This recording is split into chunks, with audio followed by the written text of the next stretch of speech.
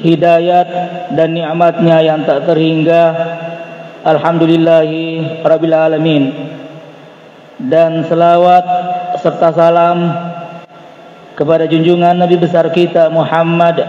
Allahumma sholli ala Sayyidina Muhammad. Bapak-bapak sidang jamaah Jumat yang dimuliakan Allah Subhanahu wa ta'ala, alhamdulillah merupakan rahmat, cinta dan kasih sayang Allah Subhanahu wa ta'ala kepada umat Islam, sehingga menjadikan dan memilih beberapa waktu tertentu sebagai media untuk berlomba-lomba meningkatkan amal ibadah serta melipat gandakan pahalanya. Pada hari ini, hari Jumat misalnya, merupakan penghulu hari-hari dalam sepekan.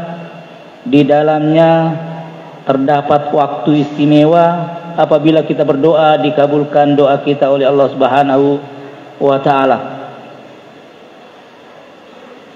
Dan kita juga sekarang masih berada di dalam bulan Rajab, di mana bulan ini merupakan satu dari 4 bulan yang dimuliakan oleh Allah Subhanahu wa ta'ala,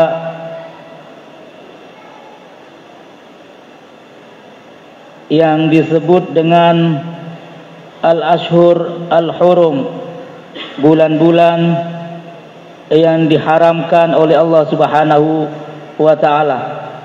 Seperti di dalam Al-Quran Allah berfirman, Inna iddatash syuhuri indallahi 12 syahran fi kitabillahi yawma khalaqas samawati wal ard minha arba'atun hurum. Sesungguhnya hitungan bulan di sisi Allah dalam setahun itu ada 12 bulan, dan di antaranya 12 bulan yang telah ditetapkan oleh Allah Subhanahu wa ta'ala sejak diciptakan langit dan bumi. Dan di antara 12 bulan itu ada 4 bulan yang dimuliakan, yaitu bulan yang diharamkan. Al-Quran pada surah At-Taubah ayat 36 ini memang tidak menjelaskan bulan-bulan apakah yang diharamkan itu atau dimuliakan itu, tetapi Rasulullah SAW menjelaskannya di dalam sebuah hadis, bersabda, ala inna zaman qad istadara ka hayatihi yawma khalaqas samawati wal arda as-sanatu indallahi 12 syahran minha arba'atun hurumun ala salasatun mutawaliyatun wa rajabun mudir ma baina jamade wa sya'ban. Ini adalah penjelasan dari Rasulullah SAW tentang kandungan ayat yang menjelaskan bahwa ada 4 bulan yang dimuliakan Allah Subhanahu wa ta'ala dari 12 bulan itu. Beliau bersabda, sesungguhnya waktu itu beredar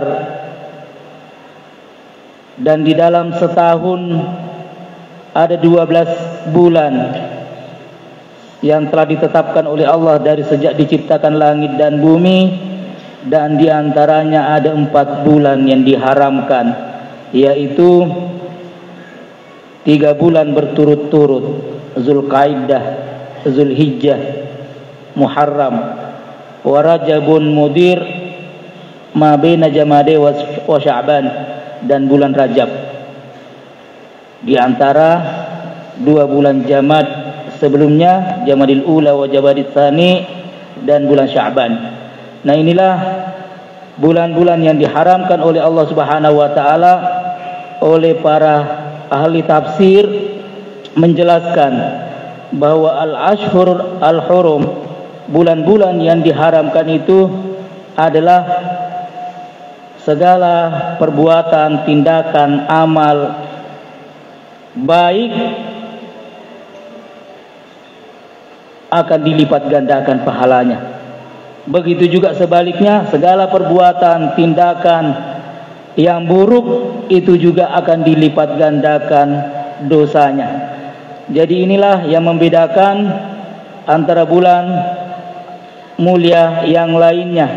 Misalnya di dalam sebuah hadis Nabi bersabda, "Man jaa'a bil hasanati falahu asyru amsalihha." Barang siapa yang berbuat suatu kebaikan, maka pahalanya akan dilipat gandakan 10 kali lipat. Sebaliknya, "Wa man jaa'a bil hasanati fala yujza illa mithlaha." Barang siapa yang berbuat suatu keburukan, dosa, kesalahan, tidak akan dibalas kecuali setimpal dengan perbuatan yang dilakukannya itu. Sedangkan di bulan-bulan al-haram, sebagaimana penjelasan dari ulama tafsir tadi, bahwa baik perbuatan baik maupun perbuatan buruk, dua-duanya akan dilipat gandakan pahalanya. Nah, oleh karena itu, di dalam bulan-bulan haram ini, di dalam bulan Rajab ini, Allah Subhanahu wa taala, bahkan Rasulullah sallallahu alaihi wasallam tidak memotivasi kepada umat Islam untuk perbuatan amal saleh tertentu. Tetapi khusus untuk bulan ini, bulan haram ini dan bulan Rajab, justru Allah Subhanahu wa taala menjelaskan bahwa fala tazlimu fihinna anfusakum. Bukan anjuran untuk berbuat kebaikan, tetapi justru Allah memberikan statement bahwa di dalam bulan-bulan haram itu, di dalam bulan Rajab ini, janganlah ada di antara kalian yang menzalimi dirinya sendiri. Nah, oleh karena itu di dalam sejarah Islam juga disebutkan bahwa apabila sudah memasuki bulan-bulan haram, maka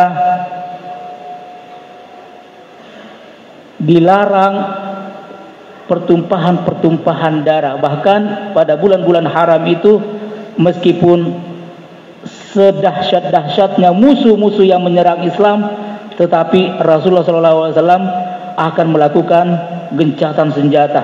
Tidak boleh ada peperangan di dalam bulan Rajab, tidak boleh ada peperangan di bulan Zulkaidah dan bulan-bulan haram yang lainnya. Apabila terjadi suatu pertumpahan darah, apabila terjadi sebuah kriminal, apabila terjadi sebuah dosa di dalam bulan-bulan ini, maka balasan dosanya, keburukannya akan dilipat gandakan oleh Allah Subhanahu wa taala.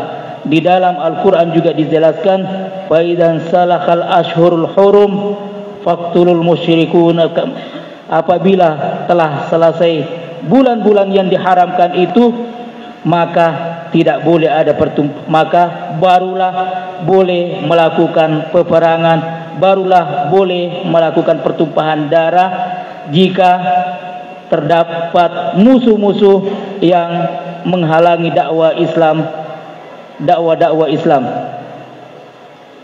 Bapak-bapak sidang jamaah Jumat yang dimuliakan oleh Allah Subhanahu wa taala, dan pentingnya bulan Rajab ini juga, bahwa karena dia merupakan 2 bulan menjelang bulan suci Ramadan.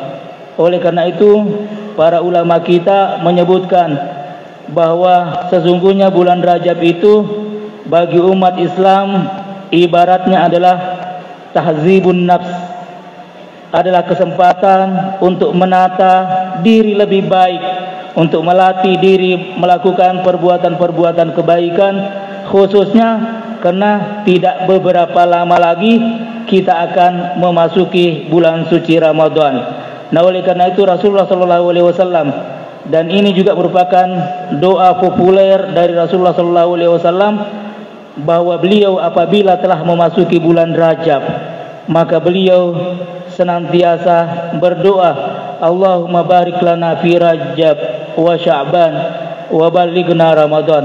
Ya Allah, berikanlah kepada kami keberkahan di bulan Rajab dan bulan Sya'ban ini, dan berikanlah kesempatan kami umur yang panjang untuk mencapai bulan Ramadan. Amin ya rabbal alamin.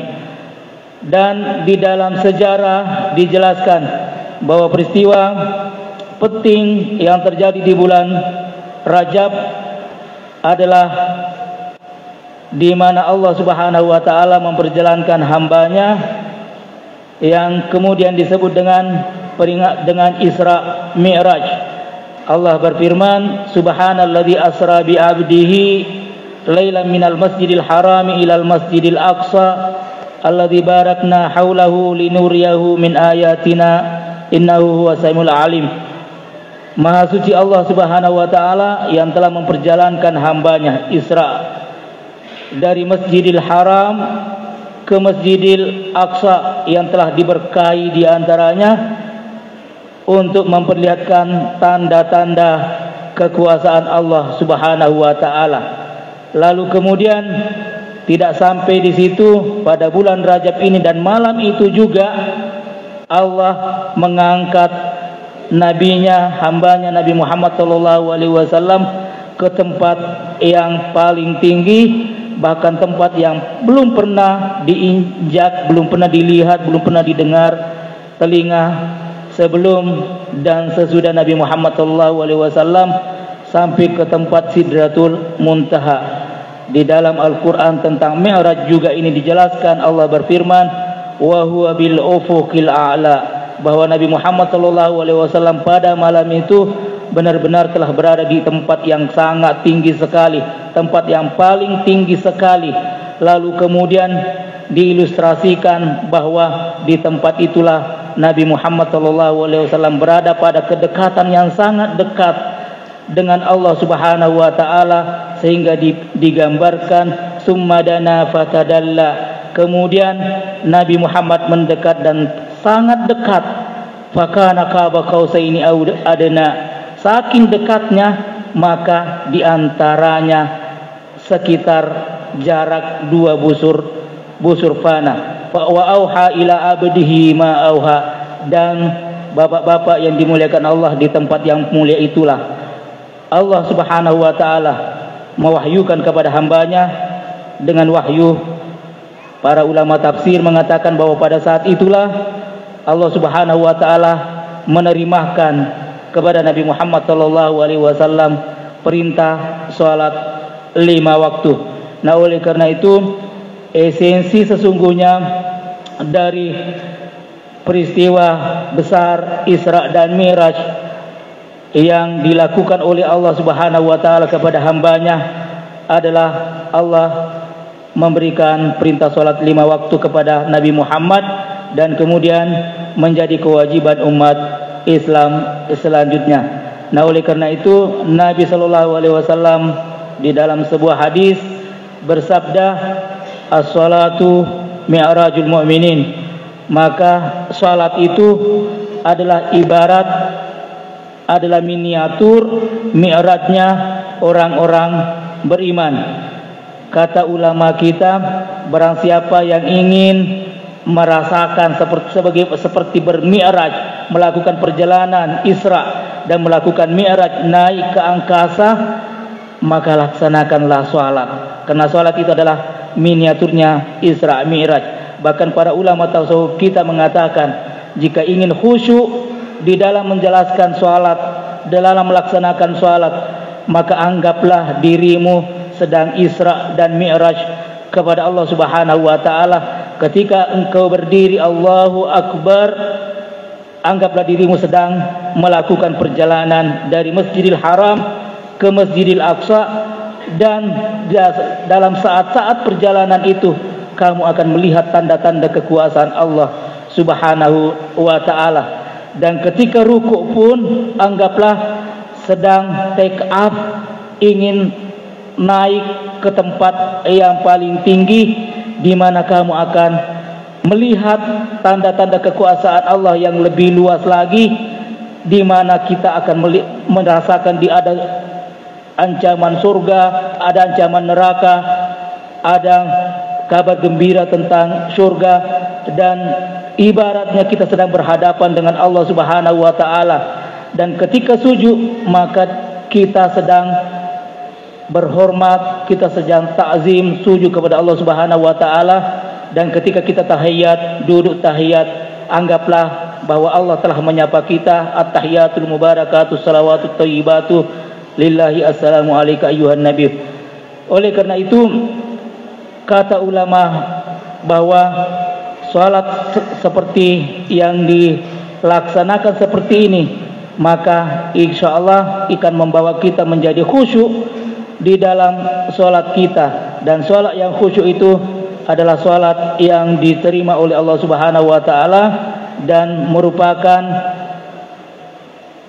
kebaikan bagi orang-orang yang melaksanakannya. Allah berfirman, qad aflahal mu'minuna alladzina hum fi salatihim khashi'un. Beruntunglah orang-orang yang beriman yang di dalam salatnya itu senantiasa khusyuk kepada Allah Subhanahu wa ta'ala. Bapak-bapak yang dimuliakan Allah, demikian khutbah singkat yang dapat kita sampaikan. Mudah-mudahan ada manfaat dan gunanya kepada kita.